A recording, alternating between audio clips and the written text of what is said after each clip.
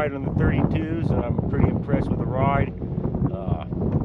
They seem like they're handling great. It seems like the 32s are doing pretty good on the hills, rock climbing and all. Pretty impressed with that. Getting some pretty good clearance now with those control arms also. They seem like they're doing great on those rocks.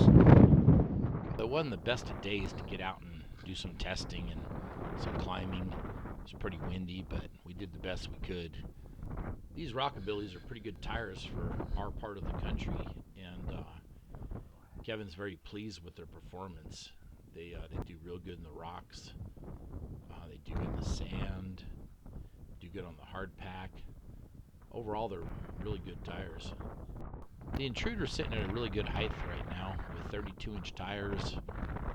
The skid plate that it has now, the high clearance A-arms, and the Razor 8 tender springs.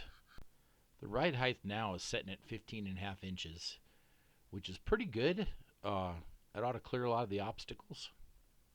As you can tell from this footage, we had a near miss with the drone.